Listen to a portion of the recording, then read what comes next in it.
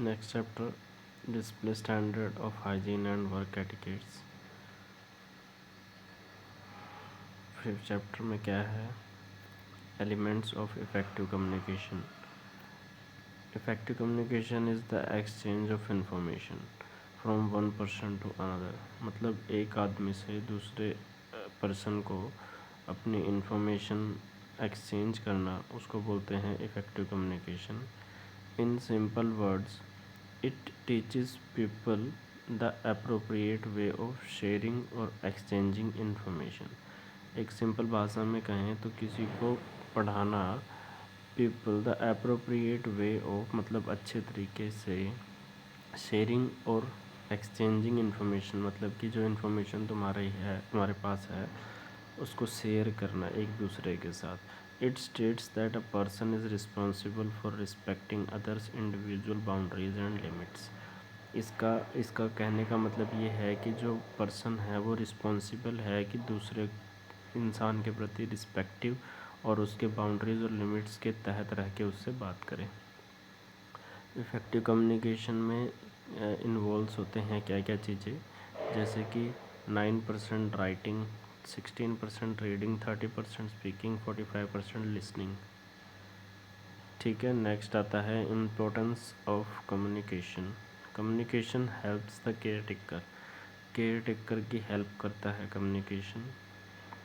Identify the needs of the employer, मतलब employers को identify the needs of the employer की जो ज़रूरतें हैं उसको आइडेंटिफाई करने में हेल्प करता है।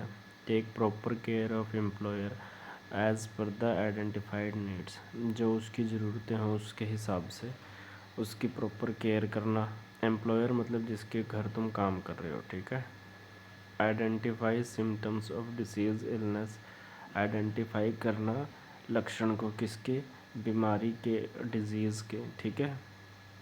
Understand the present condition of the employer whether ill और हेल्दी, चाहे वो बीमार है या सही है उसके कंडीशन के बारे में तुम्हें पता होना चाहिए, अंडरस्टैंडिंग होनी चाहिए, ठीक है। कम्युनिकेशन स्किल्स एज मैंशनड अब, communication skills are of various types. जो कम्युनिकेशन की स्किल हैं वो अलग अलग प्रकार की होती है, जैसे कि speaking, writing, reading, listening. Other preferable skills in caretaker, skills for communication with an employer. जो स्किल है कम्युनिकेशन की वो एक एम्प्लॉयर के साथ होनी चाहिए। Skills to communicate with the family of the employer, जिसके यहाँ तुम काम कर रहे हो उसकी फैमिली से तुम्हारा कम्युनिकेशन स्किल अच्छा होना चाहिए। बेसिक स्किल्स, तुम्हें बेसिक स्किल्स आनी चाहिए, जैसे कि reading, writing and documentation of reports, ठीक है। रिपोर्ट्स की डॉक्यूमेंट बना के रखना आना चाहिए। बेसिक कंप्यूटर लिटरेसी, तुम्हें बेसिक कंप्यूटर के बारे में पता होना चाहिए। Fundamentals of effective communication. Effective communication is a two way information sharing process. जो कम्युनिकेशन है वो दो तरफ से होने वाली इंफॉर्मेशन शेयरिंग प्रोसेस है, which involves one party sending A message, जिसके अंदर एक पार्टी मैसेज को शेयर करती है, that is easily understood by the receiving party, जो कि जिसको बताया जा रहा है वो आसानी से उस मैसेज को समझ रहे हैं और रिसीव कर रहे हैं। A caretaker with effective communication skill, जो एक केयर टेकर है वो एक अच्छी कम्युनिकेशन स्किल के साथ कैन वर्क मोर एफिशिएंट, क्या वो अच्छे से और ज़्यादा काम कर सकते हैं। And assist an employer in maintaining good health, और वो असिस्ट कर सकते हैं एम्प्लॉयर को कि तुम्हें अच्छी हेल्थ रखने की, मेंटेन करने के बारे में बता सकते हैं। This sell earn appreciation more often than not, मतलब बिल्कुल नहीं से बहुत कुछ अप्रिशिएशन होता है इससे, ठीक है। एलिमेंट्स ऑफ कम्युनिकेशन, कम्युनिकेशन के एलिमेंट्स बताए हुए हैं। ओरल वर्ब, ये जैसे बताए हैं, oral verbal communication, clarity and concision, confidence, उसके बाद respect, non verbal communication, politeness and precision, empathy, right medium, active listening, open to feedback, ये एक लाइन बताई हुई है इसी हिसाब से चलने की। तो सबसे पहले हम करेंगे वर्बल कम्युनिकेशन। वर्बल कम्युनिकेशन में क्या होता है, इन वर्बल कम्युनिकेशन थॉट्स और इमोशन और information is exchange between individual through the use of speech. Verbal मतलब ओरल, मतलब बोल के कोई चीज़ करना। इसमें क्या लिखा है कि जो वर्बल कम्युनिकेशन में जो तुम्हारे थॉट्स हैं और इमोशंस हैं और जो इन्फॉर्मेशन है उसको तुम एक्सचेंज करते हो किसी इंडिविजुअल के साथ, किसी पर्सन के साथ, किसका यूज़ करके, स्पीच का, वर्ड्स का यूज़ करके, ठीक है। क्लैरिटी एंड कंसीजन बोलेंगे इसको, ठीक है। कंसीजन, व्हेन राइटिंग और स्पीकिंग टू समवन, अगर किसी से राइटिंग और स्पीकिंग कर रहे हैं to someone, and be clear about your goal और मैसेज, और तुम्हें क्या क्लियर होना चाहिए कि तुम्हारा क्या मैसेज है, ठीक है। To be clear, try to minimise the number of ideas in each sentence. अपने जो तुम्हारा आइडिया है जो दिमाग में, उसको सेंटेंस में बोल के, कम सेंटेंस में बोल के उसको दूसरे लोगों को समझा देना। Clarity implies emphasise specific message और गोल एट ए टाइम। एक समय में जो तुम्हारा क्या गोल है, मैसेज है, वो उसको क्लैरिटी के साथ समझा देना। कंसाइसेंस मीन्स वर्डीनेस, मतलब उसके अंदर क्या वर्ड्स तुम यूज़ कर रहे हो। एग्जाम्पल के लिए दिया हुआ है communicating with you what to convey, तुम क्या कन्वे करना चाहते हो in the least possible words, कम से कम शब्दों के अंदर तुम उस मैसेज को समझा दो, ठीक है। नेक्स्ट आता है confidence. Confidence is a very important for effective communication. Effective communication के अंदर कॉन्फिडेंस एक बहुत ज़रूरी चीज़ होती है। And ensures that one's presence is more poised and effective in conveying the desired message congruently। मतलब कॉन्फिडेंस के साथ ही बात करनी चाहिए किसी के साथ, ये तुम्हें दूसरे के प्रति ज़्यादा वो रिलायबल लगता है, ठीक है। नेक्स्ट आता है respect. Successful and respectful communication is a two way street. क्या कह रहे हैं, किसी के साथ सक्सेसफुल और रिस्पेक्टफुल वे में बात करनी चाहिए जब दो लोगों से बात कर रहे हों। Take the time to attentively listen to others. अगर कोई तुम्हारी बात ध्यान से नहीं सुन रहा तो उसके लिए रुको, जब वो ध्यान से सुनने तक उसका वेट करो, ठीक है। And wait for feedback from others, दूसरों से फीडबैक लेने का कोशिश करो। Watch your tone and use good non verbal skills. अपनी टोन को सही रखो और नॉन वर्बल स्किल्स को अच्छा करो, ठीक है। नॉन वर्बल कम्युनिकेशन क्या होते हैं, नेक्स्ट आता है नो वर्बल कम्युनिकेशन। अच्छा, non verbal communication includes all those ways we communicate without words, जिसमें हम क्या वर्ड्स का यूज़ नहीं करते हैं, जैसे कि facial expression, posture, eye contact, gesture. Gesture मतलब होते हैं इशारों से। टोन ऑफ वॉइस, किसी से बात करने की टोन बता देती है। बॉडी लैंग्वेज हो गई, ठीक है। एंड अदर वेज, और बहुत सारे तरीके होते हैं। Politeness and precision. पोलाइटनेस क्या हो गया, प्यार से, और प्रिसीजन मतलब क्या बोलते हैं उसको, प्रिसाइज होना चाहिए, एकदम सही तरीके से। Communicating politely indicates respect for others, ठीक है, रिस्पेक्ट दिखाता है दूसरों के प्रति। Which can go a long way in both personal and business communication. ये चाहे तुम किसी से पर्सनल बात कर रहे हो या बिजनेस कम्युनिकेशन की बात कर रहे हो, तो दोनों में ज़रूरी होता है। Precise language is also important. Precise जो लैंग्वेज वो बहुत इंपॉर्टेंट है to paint a picture for your listeners, अपनी पिक्चर बनाने के लिए जो तुम्हें सुन रहा है उसके लिए, ठीक है। प्रिसाइज लैंग्वेज बहुत ज़रूरी है, so that you can more easily understand your idea, तो तुम अपने जो आइडियाज़ हैं वो आसानी से समझा सकते हो, बहुत ही आसानी से। Empathy. Empathy is an important communication skill. ये एक इम्पोर्टेंट कम्युनिकेशन स्किल है that affects both individual knowledge, ये मतलब इंडिविजुअल नॉलेज को भी अफेक्ट करती है, एंड इंटरपर्सनल रिलेशनशिप को भी अफेक्ट करती है।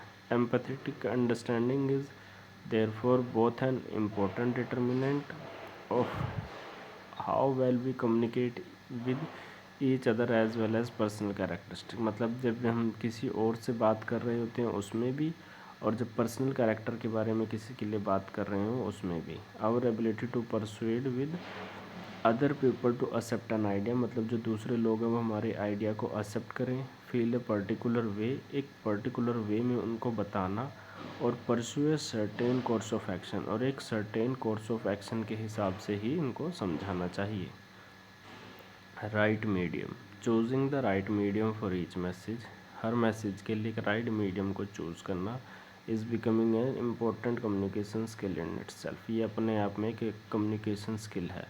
जैसे कि किसी को अगर हिंदी आती है हिंदी में बात करना, इंग्लिश में बात करना, किसी को पंजाबी आती है पंजाबी में बात करना, ठीक है, जिस वे में भी बात करना चाहते हैं उसमें करना। Active listening, active listening is a core element of efficient communication. Active listening क्या है? एक कोर एलिमेंट है एफिशिएंट कम्युनिकेशन का। प्रॉपर लिसनिंग इम्प्रूव्स कम्युनिकेशन, जब तुम्हें सही से कम्युनिकेशन होगी तो ये क्या होगी? एक प्रॉपर कम्युनिकेशन होगी अगर तुम प्रॉपर तरीके से सुनते हो।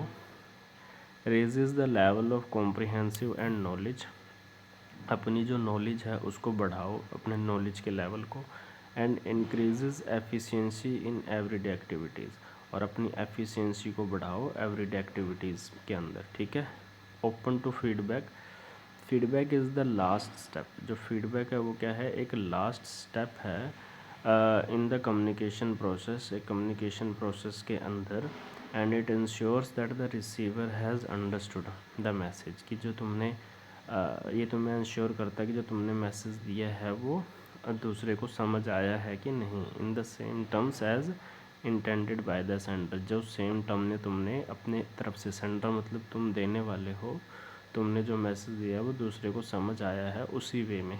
Being open to feedback helps individual become self aware, जब फीडबैक ओपन तरीके से मिलती है तो ये तुमने इंडिविजुअल को हेल्प करती है अपने आप में अवेयर करने के लिए। To know what they are good, कि तुम किस चीज़ में सही हो। At and what they need to work on to maximise their performance, और तुम्हें किस चीज़ के अंदर ज़रूरत है अपने आप की परफॉर्मेंस को इंक्रीज मैक्सिमाइज करने के लिए, ठीक है। Methods for effective communication, methods ये हैं for various categories of people for communication with one's colleagues and peers. Colleagues मतलब जो साथ में काम करते हैं, ठीक है, पीयर्स भी उन्हीं को बोलते हैं। The below given point should be considered, जैसे कि listen actively, modify tone according to the receiver, watch the body language, body language को देखना, अपनी टोन को अपने रिसीवर के अकॉर्डिंग सही रखना, ठीक है। थिंक बिफोर स्पीकिंग, बोलने से पहले सोचना चाहिए। टेक नोट्स, नोट्स बनाने चाहिए जो चीज़ें नहीं ध्यान रहती। Act politely but firmly, politely तरीके से बोलो पर लेकिन साफ बोलो, ठीक है। Maintain A positive smile and attitude, और अपने अंदर एक पॉजिटिव स्माइल रखनी चाहिए और अपना एक पॉजिटिव एटीट्यूड भी रखना चाहिए, ठीक है। Types of communication, communication can be categorised into following steps, कुछ 3 स्टेप्स बताए हैं कम्युनिकेशन के, जिसमें एक वर्बल है, नॉन वर्बल है और एक रिटर्न कम्युनिकेशन है। वर्बल अभी हम ऊपर करके आए हैं कि जब हम कोई भी चीज़ किसी को मैसेज शेयर करते हैं किसके through, in the form of listening, speaking और राइटिंग, ठीक है। ये तीनों आ गई इसमें। नॉन वर्बल में क्या होगा? जब हम बॉडी लैंग्वेज, जेस्चर्स वगैरह, एक्शन, फेशियल एक्सप्रेशन, एलिमेंट्स, ये सारी चीज़ें किस में आती हैं? नॉन वर्बल में। रिटर्न के अंदर भी क्या होता है? रिटर्न के अंदर 2 कम्युनिकेशन होते हैं। When communication takes place through writing letters, messages etcetera, ये सारी चीज़ें आती हैं इसके अंदर। इन सबको कॉल्ड क्या कहा जाता है? Written communication. There are 2 categories, इनके अंदर 2 कैटेगरीज हैं, formal communication and informal communication. Informal में क्या है? इट इन्वॉल्व्स कम्युनिकेटिंग थ्रू, जैसे कि ईमेल्स होगी, रिपोर्ट्स होगी, सोशल मीडिया हो गई, ये सारों में फॉर्मल कम्युनिकेशन होती है। और इनफॉर्मल में जैसे कि ग्रुप मीटिंग्स वगैरह होती हैं, किसी चीज़ के ऊपर डिस्कशन हो रहा है, डिबेट्स हो रही हैं एंड कॉन्फ्रेंस हो रही है, पार्ट ऑफ इनफॉर्मल कम्युनिकेशन। ये सारे पार्ट किसके हैं? इनफॉर्मल कम्युनिकेशन के। Common communication aspects, some of the communication aspects are as under, जैसे कि टोन, मेंटेन ए पोलाइट, अपनी उसमें कम्युनिकेशन में पोलाइटनेस होनी चाहिए, प्लीजेंट होना चाहिए एंड पर्पसफुल टोन होनी चाहिए, अवॉइड सार्केज़म एट ऑल कॉस्ट्स, मतलब सार्केज़म मतलब ये लगाओ कि वो नहीं होना चाहिए, मतलब दूसरे को गलत गलत तो नहीं कह सकते, सरकाज़म, अरे जैसे कि किसी को गलत ठहराना समथिंग ये, या फिर उनका मजाक उड़ाना, ये सब चीज़ें नहीं होनी चाहिए, ठीक है। Communication gap, open up and communicate with your employer, अपने जो open up and communicate with your employer, अपने उसका जो एम्प्लॉयर है जिसके यहाँ तुम काम कर रहे हो उसके साथ कम्युनिकेशन अच्छा होना चाहिए, उसके साथ ओपन अप होने चाहिए। ए कम्युनिकेशन गैप, अगर कोई कम्युनिकेशन गैप होता है, in this case is not acceptable, ये एक्सेप्टेबल नहीं होना चाहिए कम्युनिकेशन गैप, मतलब कम्युनिकेशन होता रहना चाहिए। मिस कम्युनिकेशन में क्या होता है, विद रॉन्ग फीडबैक, अगर तुम्हें कोई गलत फीडबैक दे दे टू द एम्प्लॉयर के बारे में, अदर फैमिली मेम्बर्स के बारे में, डॉक्टर्स के बारे में, जो कि बहुत ही ज़्यादा क्या होता है, डेंजरस होता है।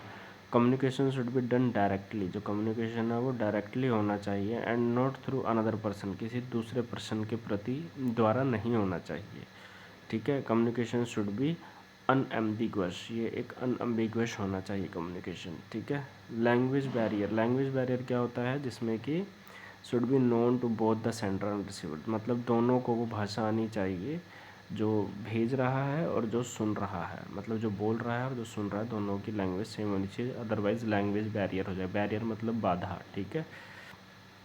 एम्बिग्यूटी में क्या होता है, the communication with peers, colleagues and employers and vendors should always be clear, direct, unambiguous and positive, ठीक है। जो जिसके साथ तुम बात कर रहे हो, तुम्हारे कोलीग्स हैं, पीयर्स हैं, एम्प्लॉयर्स हैं, वेंडर्स हैं, ये बिल्कुल इनसे जब बात करो तो साफ बात होनी चाहिए और डायरेक्ट बात होनी चाहिए और पॉजिटिव वे में बात होनी चाहिए, ठीक है। नेक्स्ट आता है time management. Time management means managing your time effectively, अपना जो टाइम है उसको इफ़ेक्टिवली वे में मैनेज करो, so that you may accomplish more work in less time, इससे तुम क्या कर सकते हो, कम समय में ज़्यादा काम कर सकते हो। It can happen if we allocate the right amount of time to the right activity, ये कब हो सकता है, जब तुम अपना सही समय एलोकेट करते हो, सही टाइम के सही समय में, मतलब सही टाइम ऑफ अमाउंट, ठीक है, और द राइट एक्टिविटी, और सही एक्टिविटी करने के लिए। Time management is as important, time management उतना ही ज़रूरी है for personal life as for professional success, अपनी पर्सनल लाइफ के लिए और जो तुम प्रोफेशनल काम कर रहे हो उसकी सक्सेस के लिए भी। As time can not be saved, जो समय है वो कभी बचाया नहीं जा सकता। इट शुड बी मैनेज्ड, इसको सिर्फ मैनेज किया जा सकता है, so that we may complete our entire task in the given time, ताकि हम जो अपना हमें जो टास्क दिया गया है उसको हम उतने ही समय के अंदर पूरा कर सकें। Importance of time management, time management की इम्पोर्टेंस क्या है, time management is essential for our life, ये हमारी उसके लिए लाइफ के लिए इम्पोर्टेंट है। जैसे you can complete all your task with in the given time, जिससे कि तुम अपना सारा काम गिवन टाइम में जो तुम्हें समय दिया उसमें कंप्लीट कर सको अपने टास्क को। You can save time on the work you love to do, जिस काम को तुम्हें करने में पसंद है उसमें तुम अपना समय भी बचा सकते हो। You can gain respect and trust from others, तुम दूसरों से अपने लिए रिस्पेक्ट और ट्रस्ट भी कमा सकते हो, ठीक है। यू कुड बिकम एफिशिएंट, तुम एफिशिएंट बन सकते हो, and utilise your capacity up to the maximum, तुम अपनी कैपेसिटी को मैक्सिमम तक ले जा सकते हो। You can set an example for others, तुम दूसरों के लिए एग्ज़ाम्पल सेट कर सकते हो, and grow in your professional life, और अपनी प्रोफेशनल लाइफ में आगे बढ़ सकते हो। Manage your time, time management is an on going process, time management क्या है, एक ऑन गोइंग प्रोसेस है, and can be done by keeping the basics in mind, और कुछ जो बेसिक्स है उनको तुम अपने दिमाग में कर सकते हो, जैसे कि प्रायोरिटाइजिंग मतलब कि किसको प्रायोरिटाइज कर सकते हो। अभी नहीं यार, what next work you would be doing. Prioritising your work is the first step. Prioritising क्या है? एक फर्स्ट स्टेप है फॉर टाइम मैनेजमेंट. ठीक है, टाइम मैनेजमेंट के लिए. By prioritising you would be able to know. Prioritise करने के बाद तुम ये चीज़ें सीख सकते हो या जान सकते हो, जैसे कि क्या क्या आएगा इसमें. What next work you would be doing, कि तुम्हें अगला काम क्या करना है. What is the purpose of doing that, तुम्हें उसका काम करने का पर्पज़ क्या है. How much time should we give to the work, हमें कितना समय उस काम के लिए देना है. By what it must be completed, मतलब ये कब तक पूरा हो जाएगा. ठीक है. नेक्स्ट आता है avoid distraction. After prioritising when you start the work, prioritising के बाद जब तुम काम शुरू करते हो, you must avoid the distractions, तुम्हें डिस्ट्रैक्शंस को अवॉइड कर देना चाहिए. To finish it in the targeted time, कि तुम्हें जो काम दिया तुम उसको फिनिश कर लो एक टारगेट टाइम के अंदर.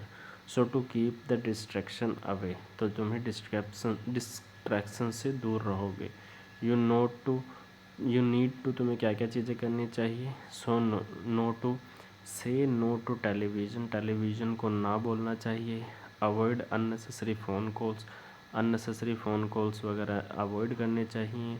Dough not take interest in others matters और गॉसिप्स, कभी भी इंटरेस्ट नहीं लेना चाहिए दूसरों के मैटर्स में और गॉसिप्स में. ठीक है. मेक अचीवेबल गोल्स बनाने चाहिए. You should make a daily planner, तुम्हें डेली प्लानर बनाना चाहिए विद अचीवेबल गोल्स, जिस गोल्स को तुम अचीव कर सको. As it will boost you up once you complete your tasks, जिससे तुम्हें वो बूस्ट मिल सके और अपना काम तुम समय पर कर सको. टिप्स क्या हैं. Always keep in mind one's right and duties to the work place in terms of safety. ये टिप्स इम्पोर्टेंट नहीं है, इनको छोड़ो. नेक्स्ट आता है core values. Core values to be practised at the work place, जो कोर वैल्यूज़ हैं उनको प्रैक्टिस करना चाहिए कहाँ पे, वर्क प्लेस पे. जैसे कि एज ए ह्यूमन बीइंग, एक ह्यूमन बीइंग के तरीके से we all have some moral principles that govern our behaviour, जो कि हमारे बिहेवियर को गवर्न करती है. हमारी कुछ मोरल रिस्पॉन्सिबिलिटी या मोरल प्रिंसिपल्स होते हैं. If this behaviour is as per the rules set by society, जो ये हमारा बिहेवियर है वो हमारी सोसाइटी द्वारा कुछ रूल्स सेट करे गए हैं उसके हिसाब से होते हैं. आवर बिहेवियर इज़ एथिकल, जो हमारा बिहेवियर है वो एथिकल होता है. The morals that are necessary for ethical conduct, जो हमारे मोरल्स हैं वो ज़रूरी होते हैं एथिकल कंडक्ट के लिए. जैसे कि उसमें ऑनेस्टी होनी चाहिए, ट्रस्ट वर्दीनेस होना चाहिए, कर्टियसनेस होनी चाहिए, मतलब रिस्पेक्ट लगा लो. ठीक है. And respect for others. ठीक है.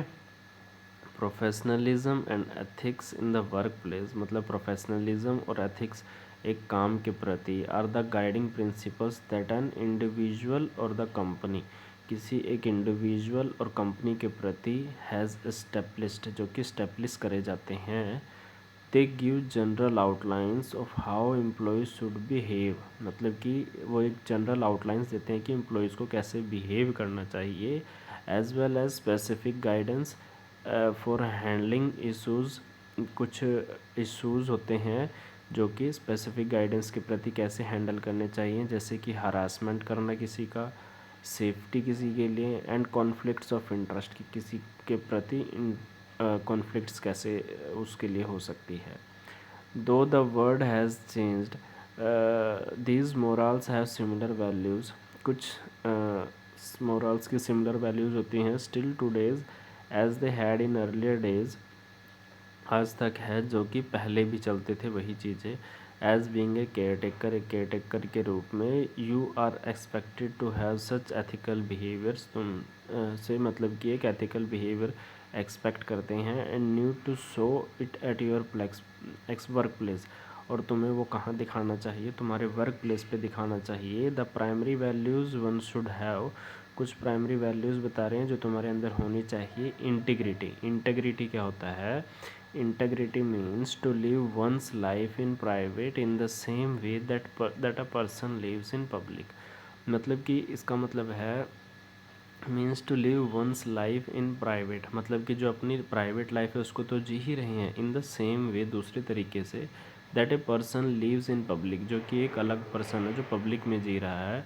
इट लिबरेट्स एंड नेवर ओप्रेसेस, वो लिबरेट है और कभी भी अपने उसको ओप्रेस नहीं करता है। एक care taker govern by integrity, जो केयर टेकर है उसको गवर्न करना चाहिए इंटीग्रिटी के साथ, is a liberated care taker. ये एक लिबरेटेड मतलब कि खुला हुआ केयर टेकर है, इसको किसी ने बांध नहीं रखा।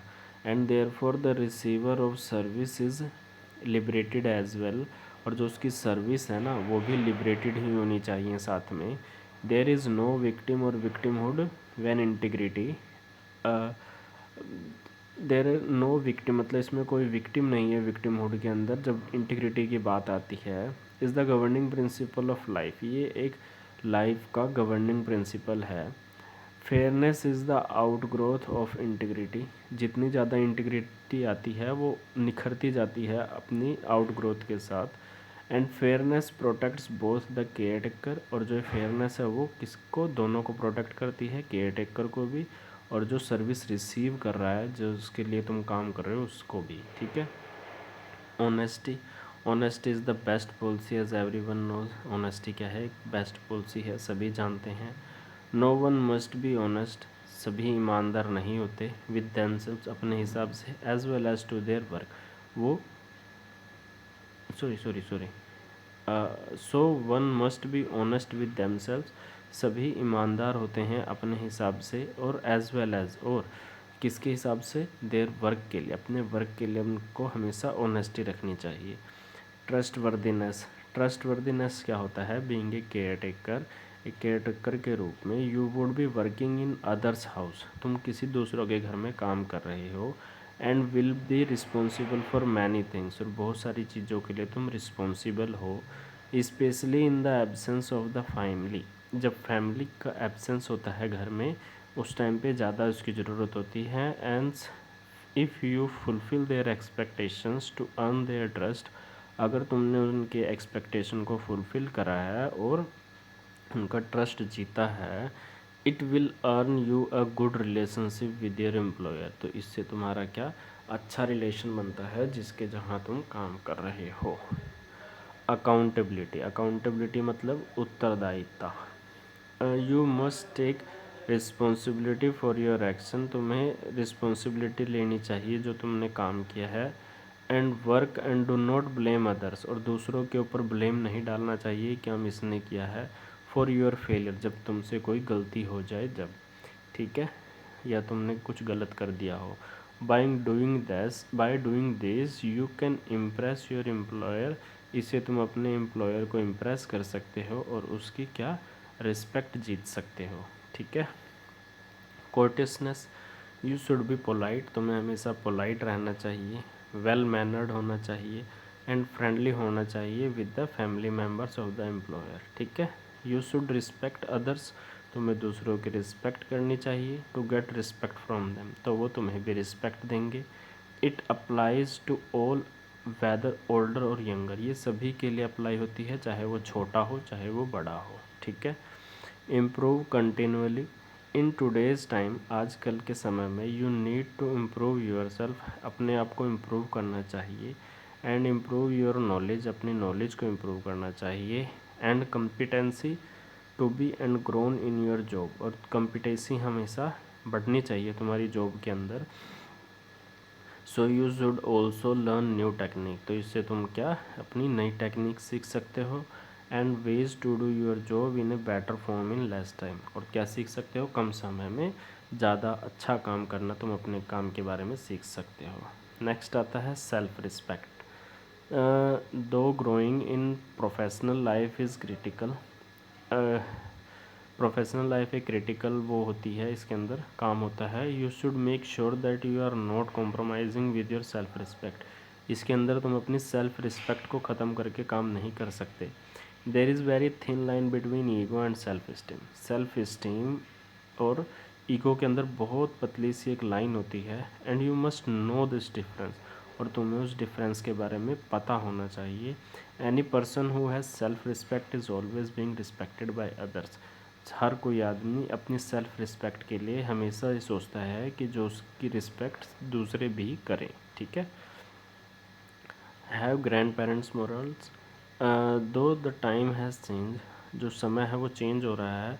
The old morals of your grand parents still have value, जो तुम्हारे ग्रैंड पेरेंट्स की वो है मोरल्स हैं वो अभी तक वैल्यू रखते हैं। So always work on old morals and never compromise with them, जो तुम्हारे पुराने मोरल्स हैं ना उनके साथ ही काम करना चाहिए, उनको कॉम्प्रोमाइज़ नहीं करना चाहिए, मतलब उनको हटाना नहीं चाहिए। It will surely facilitate to complete your task effectively, ये तुम्हारे जो काम है उसको इफ़ेक्टिवली तरीके से काम करने में मदद करते हैं। मेंटेन कॉन्फिडेंशियली, कॉन्फिडेंसली मतलब गुप्त रखना किसी चीज़ को।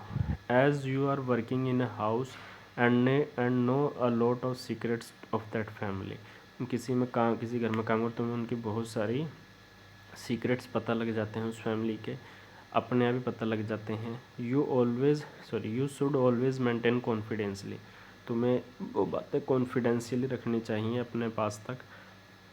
And never share these secrets with anyone, किसी दूसरे के साथ वो सीक्रेट्स नहीं शेयर करने चाहिए। Not even in your family, अपनी फैमिली के अंदर भी नहीं शेयर करने चाहिए।